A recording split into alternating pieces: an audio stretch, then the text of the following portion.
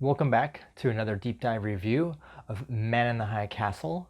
This time we're doing Man in the High Castle Season 4, Episode 6. This episode opens up with a shot of John's watch, and we can hear the ticking. This is important because this tells us that John is running out of time. He's on a time crunch. He was hoping to talk to Thomas before he leaves, but he's got to get back to his universe. So he's on a major time crunch. Next thing we know, Helen and John are talking about the night before. Helen mentions, "You've never been this dark." that's huge. Helen knows something's wrong. John's still trying to play it off, but Helen knows that he isn't telling her everything, and he can't really. He's got to get back to his own universe. He's making up stories about sales and things like that. But she can see right through it. She knows something's wrong, and we'll find this out. We'll find out more in a future episode. But John tries to tell Helen that they've always had honesty, so he should believe her, but she doesn't. So in a future episode, the other Helen, I believe, says something similar to John. So they can both see that something's wrong with him. They're just seeing different things. Okay, and Thomas comes home and he's got his recruitment papers, and this is like setting off a bomb in the house. The music picks up. Both John and Helen are just like completely devastated that this has happened. Probably John more so than Helen, since he thinks Thomas is gonna die. And then Helen and John start to get into an argument, and it's during this argument that John realizes how he sees how he's acting, and realizes that when Helen said, "You've never been this dark," he realizes at that point, I think, that what she meant, because he's starting to get angry, and she's just trying to make sense of all this, and she thinks that John was the best one to talk to Thomas about all this, and it's all just going south. At some point, Thomas comes outside. This is once the Marine recruiters have pulled up. Thomas comes outside and he's saying goodbye to Helen and John, and he says to John, now this scene practically mirrors the scene when Thomas gave himself up in the other universe because of his sickness. And he in that scene, he told his mom, Helen, tell Dad to be proud of me, because John wasn't there. John was in Berlin, if I'm not mistaken, looking through all the film reels. But in this scene, he says to John, "Be proud of me." So this scene practically mirrors that one, with the exception of both John and Helen are there this time. And the other exception is that in that scene, the previous one, Helen was in tears and was trying to go after Thomas to keep him from leaving. And now they are both just watching their son walk away with recruiters. But otherwise, the two scenes are practically mirrors of each other. In the very next scene, the shell shock of what's just happened is hitting John. The volume is muted. We can hear Helen in the background talking about things, but it's incredibly muted. It's to give us a sense of shell shock. And then as John starts to come back to his senses, we hear the watch ticking again. The time's ticking away. John has to get going. And he's convinced that he can still fix this, but he's got to get back to his universe. I think it's important to note, just before John leaves, he says, "It's like some terrible joke." He thinks the universe is pulling a trick on him. He had his son back, but nope, not quite. Nope, you're not going to be able to keep him. That he's just made so many bad decisions. He thinks that it's payback. to him. The universe is getting payback against him. That's how he sees it. And it's almost that's how he feels. As you can see it on his face, he's completely devastated. He lost his son in his universe, and now he's going to lose him again in this alternate universe. And who does John go to see as soon as he gets back? Abendsen, because he's convinced that Abendsen can tell him what repercussions there will be if he starts to get involved with that other universe. And kind of newsflash to John, you've already gotten involved with that universe. You've already changed things over there. So it's not going to be as easy as John seems to think it is. John thinks he can fix this. He's wrong. He just doesn't know it yet. The next major thing that seems to take place is that there's some conflict within the BCR between what I'm going to call a couple of different factions. One being, I guess you'd say, Bell and Elijah's faction, and another is a couple other guys. And during their argument, Belle walks out and she's having some coffee with Angela. And while that's happening, she ends up looking at a map of California, and she realizes what they can do to really hurt the Japanese Pacific states. She realizes that they can hit some locations where I believe it's an oil pipeline where it runs down along the coast. If they hit those locations, then they will hamper the ability for Japan to maintain a foothold in the U.S. We also get some backstory as to why Belle is unable to have children. I don't recall. I think it comes up in a future episode at some point when Belle and Elijah are talking, and Elijah kind of says something about her not being able to have kids. So we get that backstory here as well, and you can tell that she's angry because when this happened to her when she was a kid, she thought it was going to be great, and what they did to her was they basically sterilized her, and so she's really angry about that. There's a quick scene with Amy and Helen where they're just talking about random stuff, and Amy says, "What if you went to one of those re-education camps?" Because she's not happy when John's around. And of course Helen is kind of visibly disturbed by this, and they talk about this a little bit.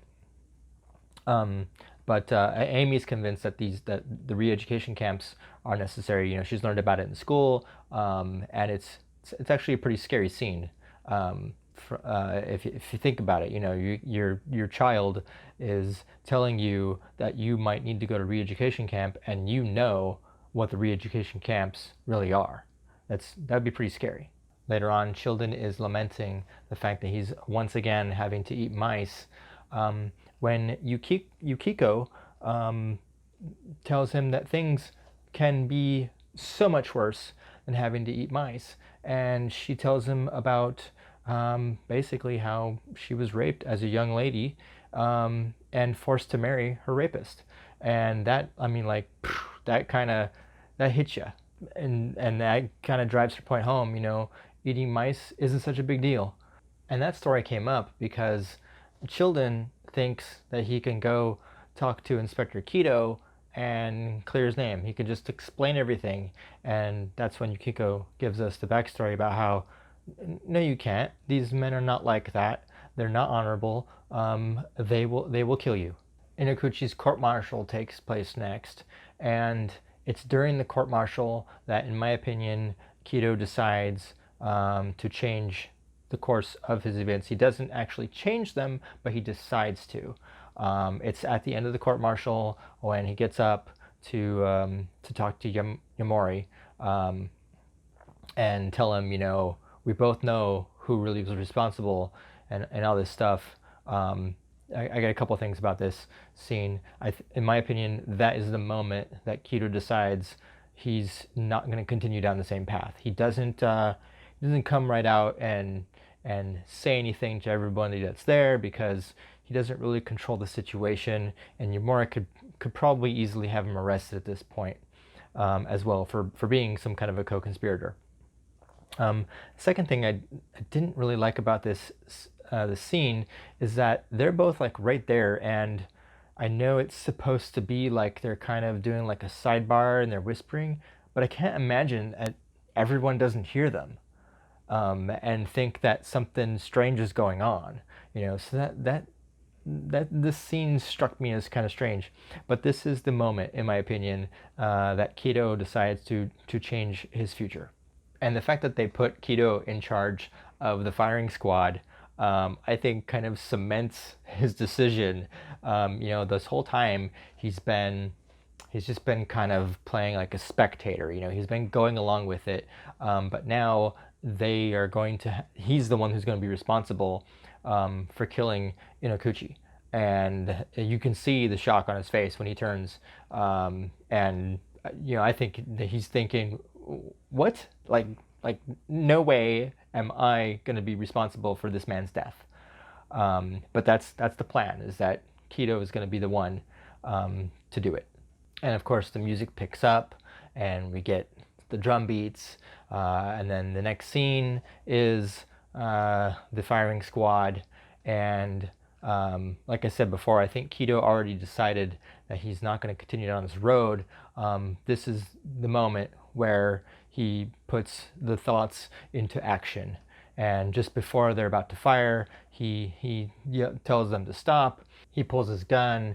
He calls for the arrest of General Yumori. And then he's forced to shoot Iijima. Yumori calls Iijima, and Kido is forced to shoot him. Something else interesting, the music has been very kind of dark, I think, and just, kind of a little bit depressing. And the music shifts in tone to one of triumph. Kido is finally, he's not going to continue down this path of corruption. And instead, he's arresting them. He's exposing the whole thing, and I think he's basically willing to have all of his own corruption exposed as well. I mean, he has to be willing to have that happen. But the music shifts in tone to one of hope and triumph instead. I think it's kind of funny, by the way, the guy who says ready aim, that guy is suddenly like totally confused, like doesn't know what to do. He's thinking to himself, what just happened? What's going on? So a little bit funny there. I mean, I thought it was kind of funny. And I think that the reason Kido did all this at this point, he didn't want to be responsible for anyone's death. Most importantly, Inokuchi's. Inokuchi's not guilty of the crime he's being accused of. All this is on General Yumori, but I also don't think that he wanted to shoot Iijima. I mean, he had to, yes, but I don't think he wanted to, and you can see that he didn't like the fact that he had to do it, and he's sad that Iijima dies over this. So after John gets home, Helen and John are getting into a bit of an argument, and Helen, she doesn't say the same thing that Helen did, but she gives the same indication, and she says, "I can read you, John," which is the same thing. It's not the same thing that Helen said, but it's the same feeling that Helen had. They both, this gives us our indication that they both have the same gut instinct when it comes to John. They know something's wrong. They know that he's not telling them the whole story. They just don't know what is going on, and it bothers them because as they've each said about their John, the truth is something that they both that's something that they always had. They were always very truthful with each other, and now John isn't being truthful with either his Helen or alt Helen, and they can both tell. Helen basically thinks that John may have cheated on her during the year that she was away, but John isn't. I mean, this is probably the one part that John's being truthful about. There is no one else. This is just kind of surprising to Helen. But then something else that happens is that Helen is tired of being a prisoner in her home. She's tired of being monitored, and she says something interesting. How does it end? John, all of this, I mean, where does it end? And this kind of goes back to when they were making the decision to join the Reich. In those flashbacks, is that he's becoming more powerful and he's got the ability to have more security, but that makes it like you're a prisoner in your own home. And there's no, from Helen's point of view, there's no end in sight for that. It's, as he works his way up the chain, she's going to become more and more of a prisoner. So this whole, they don't have to believe it. They'll just join the Reich and they'll survive. It's not turning out the way that Helen thought it would turn out. John doesn't see it yet. John's just continuing on, because John also has a lot more freedom. John has a lot more freedom, despite the fact that he says he's got guards as well. Yeah, guards who take orders from him. So John's got a lot more freedom of movement than Helen does. Now, Julianne has been decrypting Abendsen's propaganda speech throughout the entire episode, and she finally is cracking the code when they're on their way to New York, and she's telling Liam that she's cracked that she's cracking it, and then she looks out the window and she sees what has been built in place of the Statue of Liberty, because remember, Juliana was gone for a year. She was gone during the entire year that the Nazis destroyed all the monuments and rebuilt everything in their image, and now she's seeing this giant statue of a boy and a girl holding the Nazi, the swastika along with the eagle, and she's in shock because this is a huge difference, and she wasn't there for when it happened, so, and nobody told her about it, so she's just now finding this out. And that's where the episode ends, and that's all I've got for this deep dive. If I missed anything, let me know in the comments below. Let me know what you think about this deep dive, if you thought it was good, bad, whatever. And if you like this video, make sure you hit that like button. If you haven't subscribed yet, make sure you subscribe, and make sure you hit that notification bell so you can get notified of future episodes. And we'll see you in the next one.